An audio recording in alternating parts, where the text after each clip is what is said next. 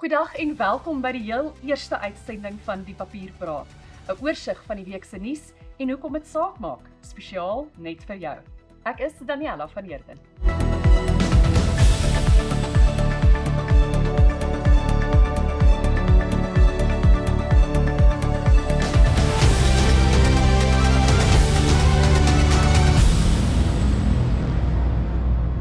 Van die belangrikste nuus waarna jy kan uitsien in hierdie bulletin. Al hoe meer hoëgeplaastes beland vir korrupsie in die hof, maar wie ondersoek nou eintlik vir wie, word gevra. Daar word goeie vordering gemaak met die wysiging aan paroolwetgewing. Suid-Afrikaners maak hulle harte oop vir 'n polisieman en sy koffiemasjien. 2 verdagtes is gearresteer vir die Kreur-Wildtuin-moorde. Xenofobiese aanvalle op buitelanders in Suid-Afrika het gevolge. Omstredenheid oor pogings om die wrak van 'n vliegtuig wat in 1967 naby Oos-London in die see geval het te herwin. Giere weer maak alweer amok in sekere dele van die land. In sake nuus kyk ons na die ekonomiese impak van die Iran-oorlog. En sport, ons het ook nuus oor die Bulls en Stormers se VRK halfeindstryde, skole rugby, Bafana wat in Mexiko geland het, die groot tennis op Roland Garros en die F1 wedren in die prentjie-mooi strate van Monte Carlo. Ons begin met die afgelope week se grootste nuusstories. Minstens 26 hoëgeplaaste lede van die Suid-Afrikaanse Polisiediens, misdaadintelligensie en staatsdiens is die afgelope maande in hegtenis geneem. Maar dit laat die vraag ontstaan, wie ondersoek nou eintlik vir wie? Dr. Llewellyn Kouloos, adjunkvoorsitter van die Regspraktykraad of LPC, het aan die papier gesê, die vraag is, wanneer die mense wat in beheer is van vervolging self korrup is, het ons nie dan net 'n absolute laagtepunt bereik nie. Kouloos waarsku dat die feit dat daar arrestasies plaasvind, nog bitter ver is van 'n suksesvolle vervolging. Volgens hom kan toeval of openbare druk die redes wees dat al die arrestasies nou gelyk plaasvind. Die Madlanga-kommissie kan tot nog ondersoeke sonder finale aanspreeklikheid lei, waarsku ander waarnemers, in 'n volledige berig môre in die papier. Die minister van korrektiewe dienste, Pieter Groenewald, sê strenger paroolwetgewing is noodsaaklik. Groenewald het in 'n onderhoud met die papier gesê dat parool dikwels in die verlede gebruik is om oorbevolking in tronke aan te spreek. Hy beskou dit egter as sy plig om Suid-Afrikaners en die slagoffers van misdaad daarteen te beskerm. Groenewald sê 'n paroolberaad is in September 2025 gehou. Kundiges en die regsverteenwoordigers van misdaadslagoffers kon hier insette lewer oor wysigings aan paroolwetgewing. Hy sê die voorgestelde wetswysigings word deur 'n taakspan hanteer en hy hoop om dit voor die einde van vanjaar aan die kabinet voor te lê sodat dit volgende jaar deurgevoer kan word. Volgens Groenewald het sy departement die afgelope 2 jaar meer as 2500 parooldrosters opgespoor. Stappe soos elektroniese monitortoestelle vir oortreders op parool word ook in die vooruitsig gestel, maar word deur begrotingsuitdagings gekortwek. Die getuienis van adjudant-offisier Karl Sander van Deesweek voor die Madlanga-kommissie het Suid-Afrikaners nie net 'n nuwe held gegee nie, maar ook hulle beursies laat oopmaak. Sander, 'n dwelmspeurder van die Valke, het meer as 40 jaar diens. Hy het getuig hoe hy valslik beskuldig is van betrokkenheid by die diefstal van meer as 500 kg kokain uit die Valke se kantoor in Port Shepstone. Sander het getuig hoe dossiere en bewysstukke gereeld uit die kantoor gesteel is, en terloops genoem dat sy koffiemasjien, waarvoor hy self betaal het, ook uit sy kantoor gesteel is. Hy is boonop daarvan beskuldig dat hy dit self gesteel het en moes selfs 'n leunverklikkertoets daaroor aflê. Kyle van Renen, 'n gewese paramedikus van Durban, was so geroer deur Sander se getuienis dat hy 'n skare befondsingsveldtog begin het om vir hom 'n nuwe koffiemasjien te koop. Die aanvanklike mikpunt was R5000, maar danksy die bydraes van honderde Suid-Afrikaners het dit teen gisteraand reeds op byna R500.000 gestaan. Sander was oorweldig deur die gebaar. Volgens berigte wil hy die geld skenk vir onder meer die opleiding van dwelmhonde vir die Durban-hawe.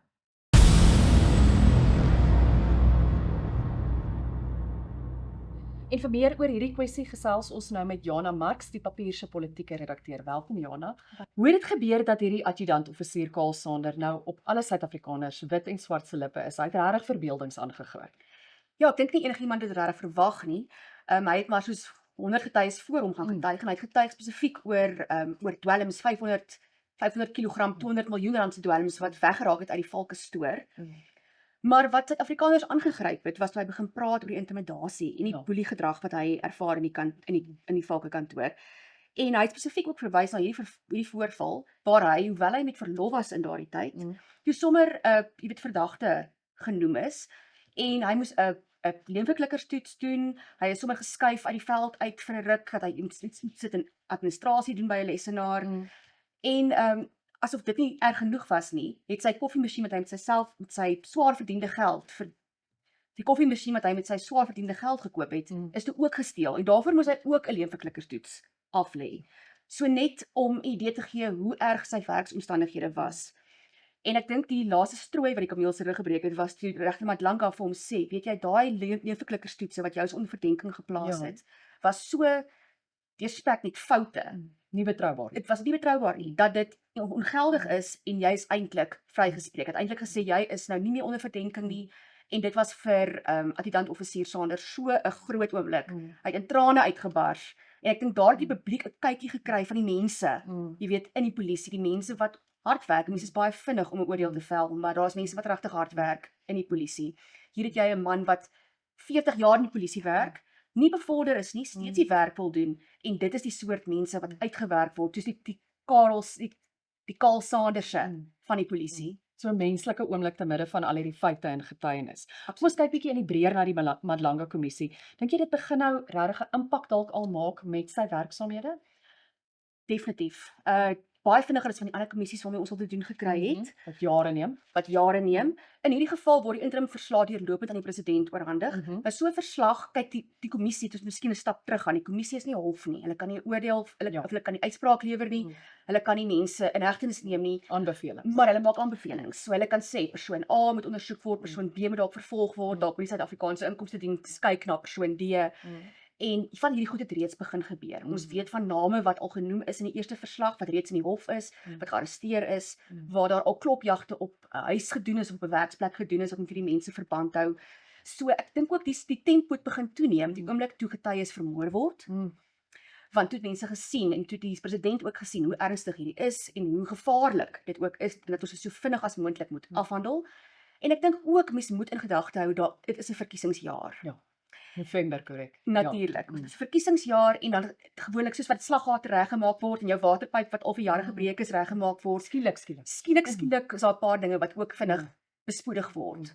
Maar ek dink uiteindelik het hulle besef hoe belangrik hierdie kommissie is en hoe ernstig die gevolge is as hulle nie vinnig ingryp nie.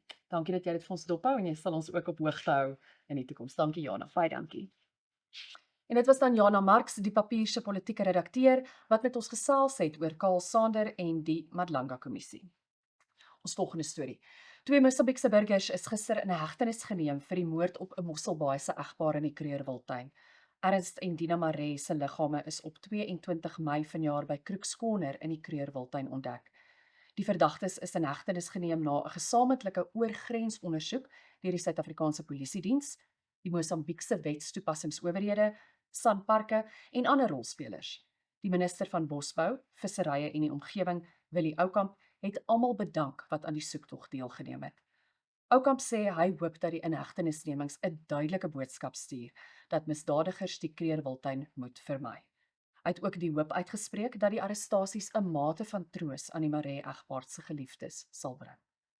Xenofobiese aanvalle op buitelanders in Suid-Afrika kan moontlik lei tot 'n teenreaksie deur ander Afrika-lande.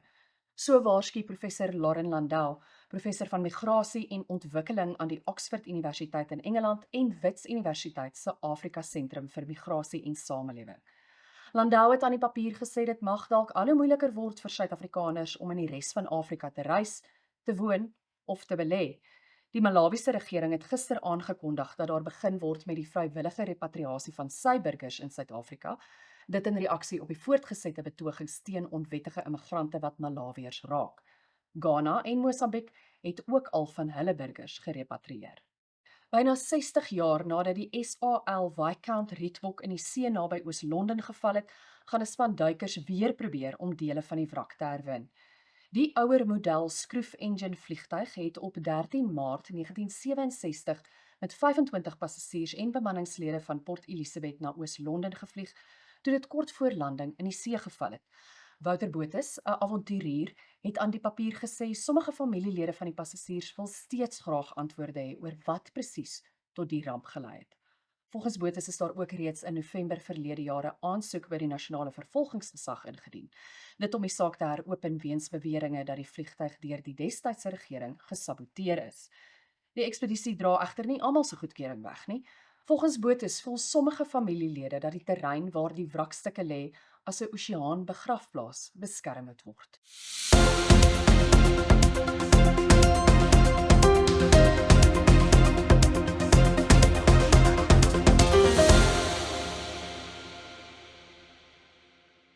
Die voortsleepende oorlog in Iran gaan toenemende druk op Suid-Afrikaners se beursies plaas. Lizette Eysel de Skepper, hoof-ekonoom aan die Universiteit Stellenbosch se Buro vir Ekonomiese Navorsing, het aan die papier gesê dit het reeds gelei tot rentekoersverhogings en 'n verswakte inflasie vooruitsig. Die oliepryskok duur ook reeds langer as wat voorspel is en kan in die toekoms lei tot nog hoër brandstof en insetkoste. Dit kan lei tot verhoogde pryse in alle sektore waar vervoerkoste in ag geneem moet word. 'n Beduidende stygings in kospryse kan moontlik hieruit voortvloei. Heinrich Kreer, bekende welvaartbestuurder, het aan die papier gesê mense moet hulle rieme dunner sny, al moet hulle duurder motors verkoop en 'n TAS ry. Sy volledige rubriek met interessante wenke is môre in die papier.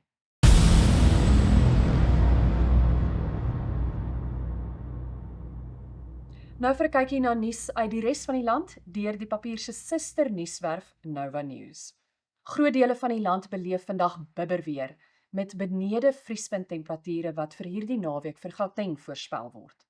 'n Vlak 8 waarskuwing vir ewige storms is ook uitgereik vir dele van die Oos- en Wes-Kaap. Dit het onder andere gister gelei tot die tydelike sluiting van skole op die tuinroete in die Sentraal Karoo en dele van die Oos-Kaap, as ook die Eden distrik in die Wes-Kaap. Teen gisteraand het die burgemeester van die Kouga munisipaliteit, Hatting Borman, inwoners van die laagliggende gebiede rondom die Gamtoosrivier versoek om hulle huise as voorsorgmaatreël te ontruim. Die weerstelsel sal na verwagting swaar reënval, sterk winde, baie koue toestande en rowwe see toestande meebring. Dit kan in sommige gebiede lei tot kitsvloede. Tussen 150 mm en 200 mm reën word voorspel oor die Bitou, Knysna en George munisipaliteite, terwyl Beaufort Wes munisipaliteit tussen 50 en 90 mm kan verwag. Die Oceana Groep het die tydelike konsolidasie van sy 2 inmaakfabrieke aan die Weskus bevestig. Die Amawandle fasiliteit in Laaiplek het sy bedrywighede tydelik na die Lucky Star fabriek in St Helena Bay verskuif met werknemers wat tussen die 2 fasiliteite vervoer word. Die groep sê hierdie besluit is geneem weens uitdagings met visvoorraad, aangesien die volle kwota vars pelagiese vis vir die jaar reeds gevang is. Die maatskappy sukkel om voldoende ingevoerde bevrore vis te bekom om in te maak. Die groep het reeds die minister van Bosbou, Visserye en die Omgewing, Willie Oukamp, genader, dit rakende moontlike bykomende kwotas om die situasie te verlig. Die Voedsel- en Geallieerde Werkersunie, of FAWU, wat werkers verteenwoordig, sê hulle het Oukamp ook genader en hoop steeds op ingryping om te keer dat die fabrieke aan die einde van Junie tydelik moet sluit. En dit was dan ons belangrikste nuusstories vir hierdie week, maar daar is nog baie meer interessante nuus in van dese week se uitgawe van die papier. Ja, ons span het gesorg vir 'n deeglike oorsig van die week se belangrikste plaaslike en internasionale gebeure. Ons berig ook oor van dese week se onthullings voor die Madlanga Kommissie en kyk ook na verwikkelinge wat daaruit voortvloei. Lees ook meer oor die DA en VF+ se bekleierery, maatskappye se skenkings aan politieke partye en Melviljoen wat terug in Suid-Afrika weer 'n nasalon wil oopmaak. Moet ook nie die profielonderhoud met die minister van korrektiewe dienste, Pieter Groenewald, misloop nie. Ons kyk na die harde werk wat van hom 'n huishoudelike naam gemaak het en vertel meer oor die uitdagings van sy portefeulje. Nou vir 'n kykie na die groot sportnuus wat vir hierdie week en die naweek voorlê. Jana Swart vertel meer.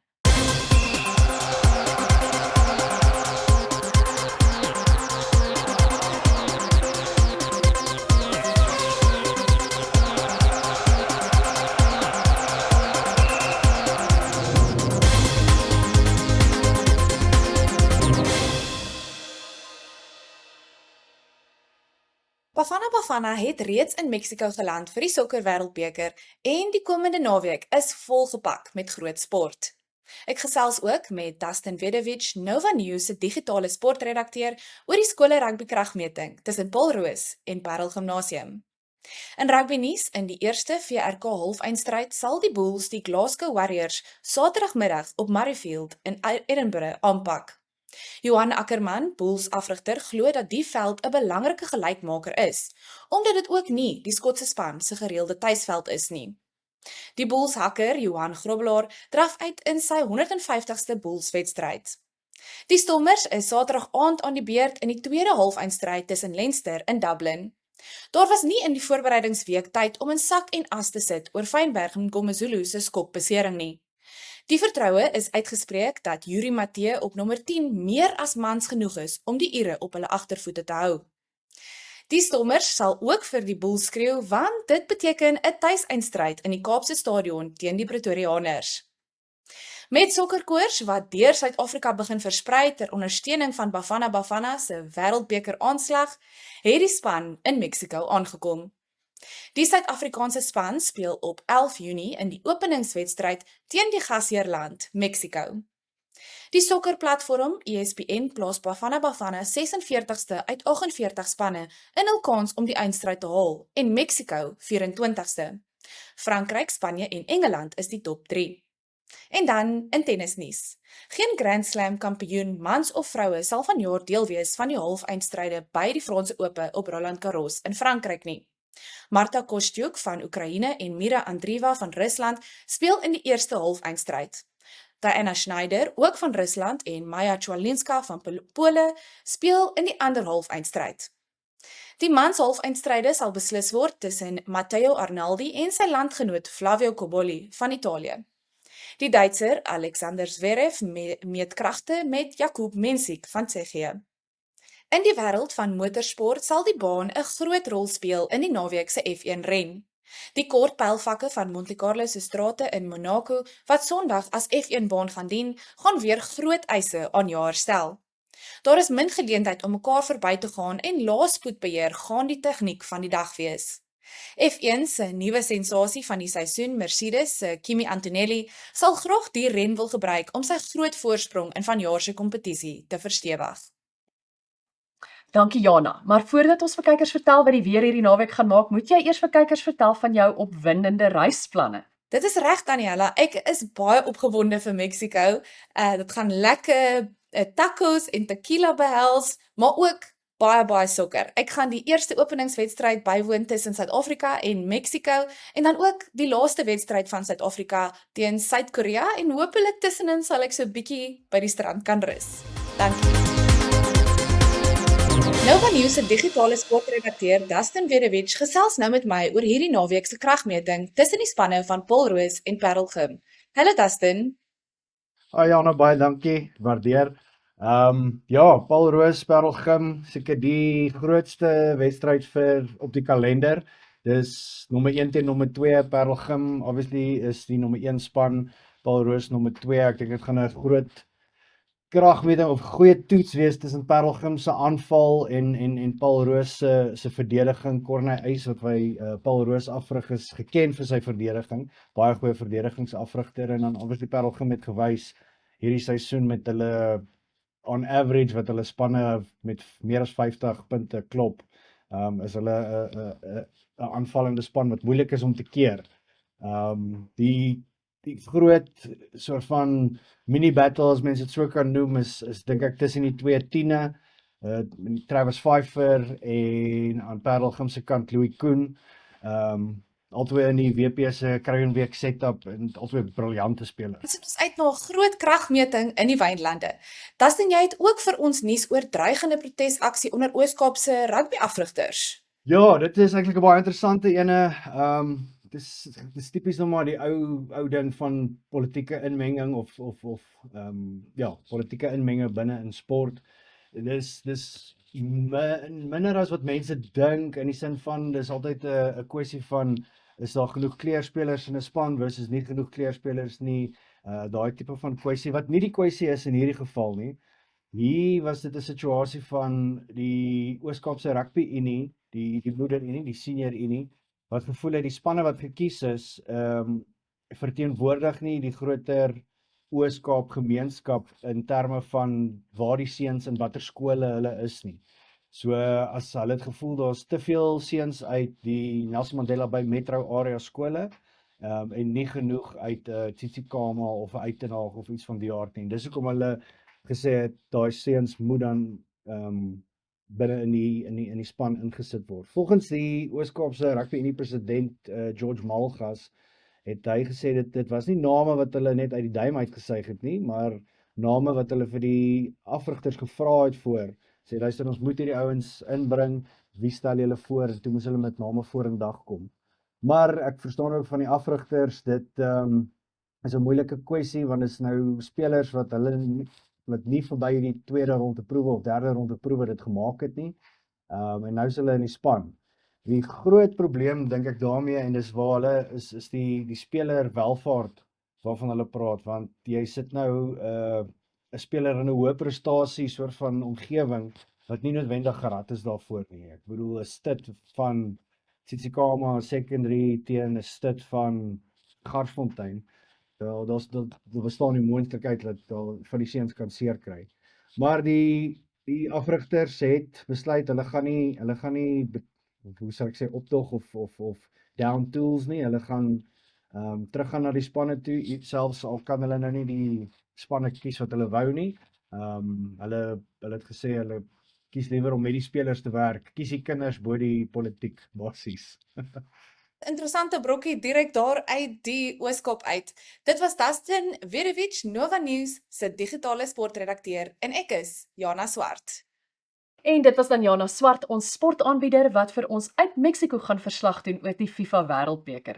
En dis nog 'n goeie rede om seker te maak jy teken nou in op die Papierpraat se YouTube kanaal.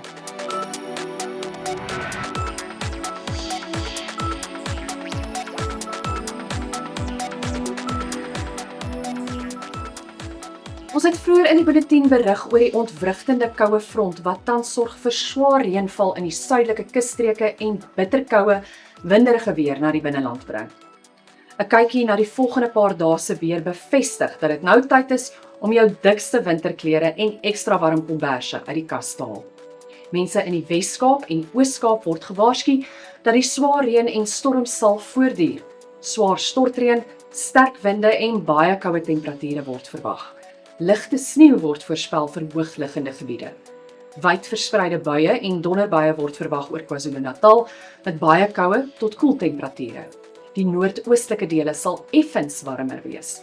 'n Skerp daling in temperatuur word voorspel vir die binnelandse en noordelike provinsies, insluitend Gauteng. Temperature sal wissel tussen enkelsyfers en lae dubbelsyfers. Ligte reën en bewolkte toestande word verwag met sneeu in hoogliggende gebiede en wyd verspreide reën.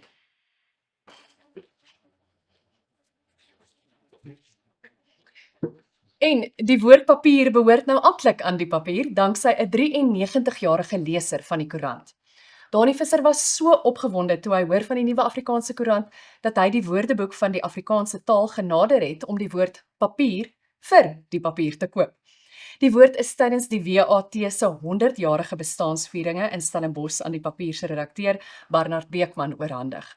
Dit deur Dr. Philip Lou, uitvoerende hoof van die WAT. Visser se dogter, die joernalis Anne-Marie van der Walt, is een van die papier se gereelde rubriekskrywers. Hy en sy vrou Atie kry die papier elke Vrydag by hulle voordeur in 'n aftreeoord in Randburg afgelewer. Visser sê hy sien elke uitgawe as meer as net 'n Afrikaanse koerant. Hy reken dis 'n bydrae tot die voortbestaan van Afrikaans. Wel, nou moet ons eers groet, maar as jy gehou het van wat jy sien, onthou om in te teken op die Papierpraat om seker te maak jy loop nie ons volgende uitsending mis nie. En onthou, daar is elke Vrydag 'n splinternuwe uitgawe van die papier op winkelrakke landwyd. Baie dankie vir die saamkuier. Volgende week maak ons weer so.